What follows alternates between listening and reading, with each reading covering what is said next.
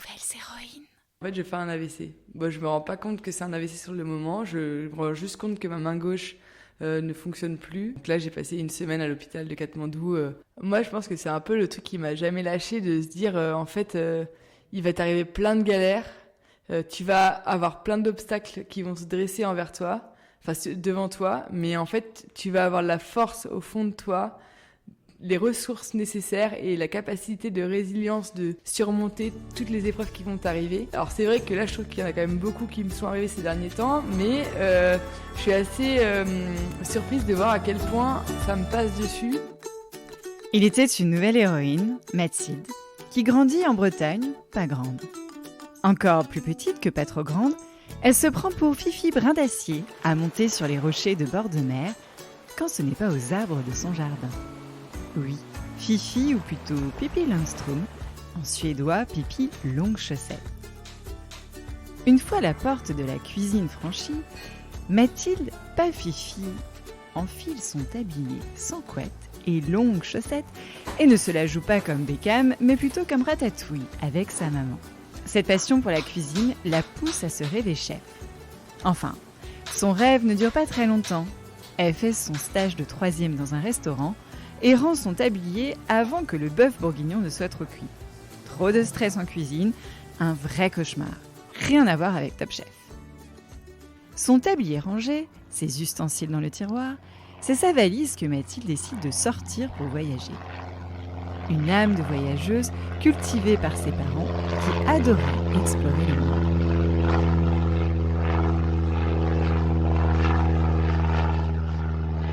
Son bac en poche, elle se lance dans des études de commerce.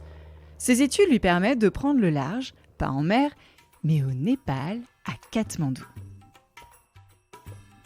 Katmandou, c'est la capitale du Népal, qui est située dans une vallée entourée par les montagnes de l'Himalaya.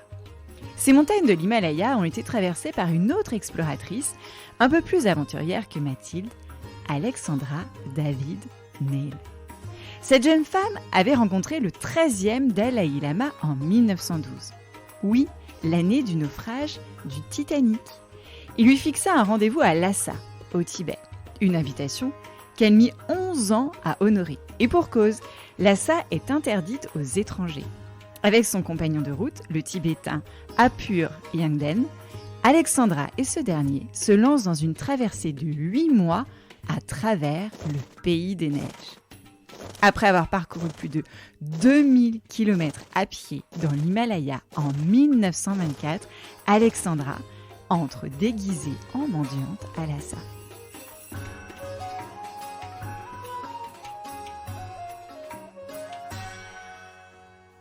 Alexandra David Neil s'éteint en France à l'âge de 101 ans en 1969.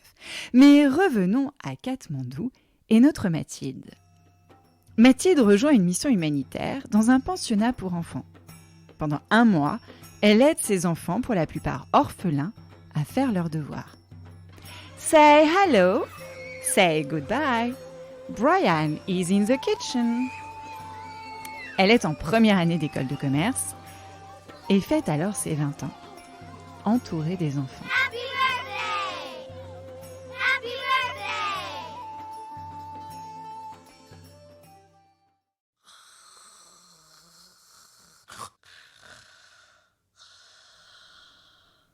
Le lendemain de son anniversaire, elle se réveille et elle ne sent plus sa main gauche. Elle n'a plus de force. Tiens, j'ai une crampe à la main. Ah, zut, c'est la main gauche. Comme elle est gauchère, c'est embêtant pour aider les enfants.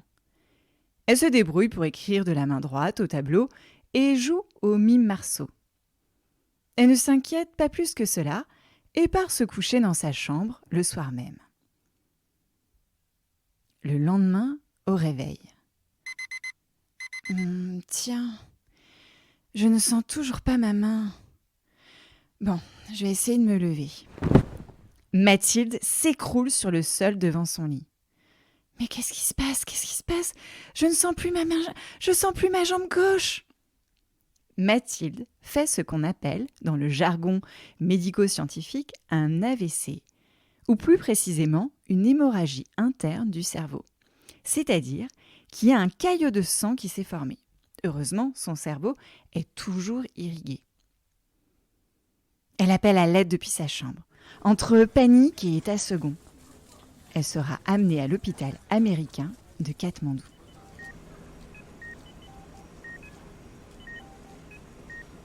Mademoiselle, vous avez une tumeur au cerveau. Nous devons faire plus d'examens.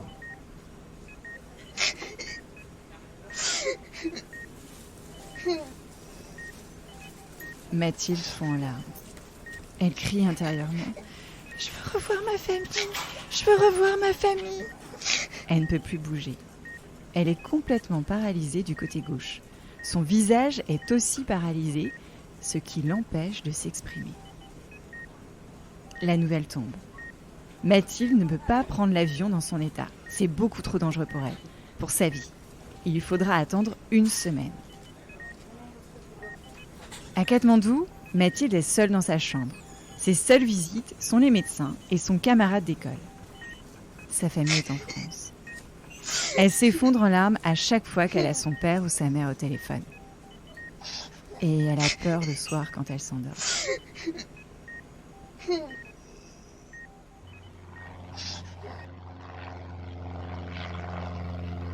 Au bout de 7 jours, Mathilde peut enfin rentrer en France. En France, Mathilde subit une batterie de tests. Bon, mademoiselle, la série d'examens a révélé que vous avez fait un AVC et avez une malformation au cerveau sur le côté droit. Il faut savoir que le cerveau droit contrôle le côté gauche de votre corps et le cerveau gauche contrôle le côté droit. Mais je vais mourir. Je vais mourir. Mathilde est terrorisée par la réponse que va lui donner le médecin. Depuis 1 semaine, elle entend le mot tumeur et s'imagine qu'elle n'a qu'1 mois à vivre et qu'elle ne fêtera jamais ses 21 ans. Mais non, pas du tout. On ne sait pas vraiment comment le cerveau humain peut agir. Vous avez actuellement comme un gros bleu dans le cerveau. Il faut qu'il disparaisse, que votre cerveau retrouve sa mobilité. Pour cela, vous allez vivre quelques semaines dans un centre de rééducation. Au bout d'1 mois, Mathilde se rétablit et retourne dans son école de commerce, comme si rien ne s'était passé. Enfin, si, quand même. Elle marche avec une canne, car elle a toujours du mal à marcher du côté gauche, et est même vice-présidente du bureau des sports. Hé, regarde, c'est la meuf qui a fait un AVC au Népal. Waouh, elle est ouf, cette meuf. Elle a failli mourir. Mathilde se rend bien compte que même si elle passe pour la meuf cool de son école qui a survécu à la mort, elle a une épée de Damoclès au-dessus de la tête. Elle marche péniblement et sa main gauche reste toujours engourdie. Elle va consulter à nouveau. Mathilde, vous continuez de faire des petits AVC en continu.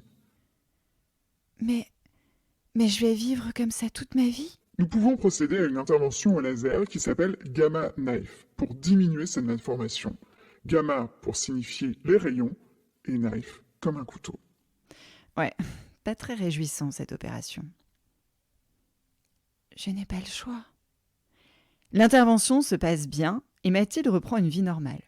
Elle part à Paris avec ses copines, fait un stage dans une entreprise dans le secteur du tourisme, et puis un jour, sa main gauche se paralyse à nouveau, ainsi que son pied gauche.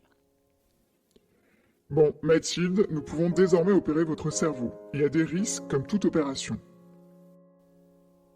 Mais je serai une personne handicapée ?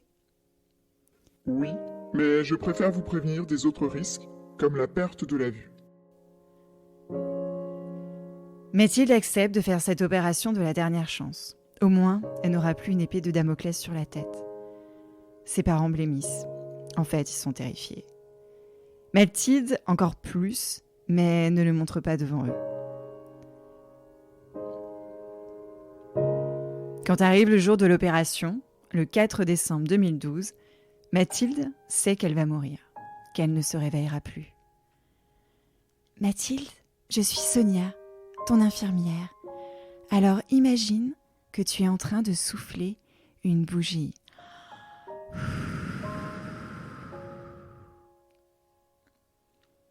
Mathilde s'endort sous le coup de l'anesthésie.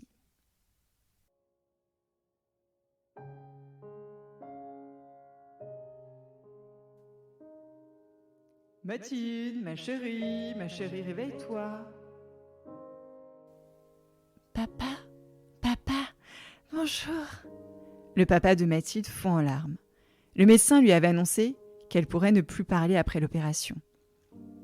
Mathilde fait une batterie de tests pour vérifier sa vision, son ouïe, sa mobilité. Sa main gauche ne fonctionne plus, elle est complètement paralysée.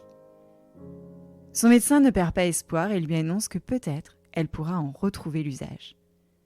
C'est le premier jour du reste de la vie de Mathilde. Alors, elle s'accroche à cet espoir. Elle ne veut pas subir son handicap et se dire que tout est foutu.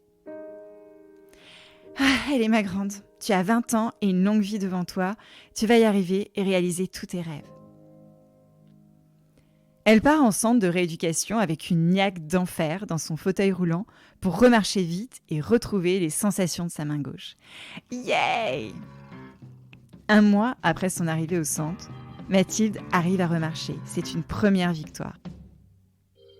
Et puis, Mathilde fait d'énormes progrès et peut vite revivre toute seule dans son appartement, reprendre une vie normale, poursuivre ses études, partir en stage à Londres, sortir avec ses copines, rencontrer des copains, voyager, ressortir avec ses copines, écrire, lire, réécrire.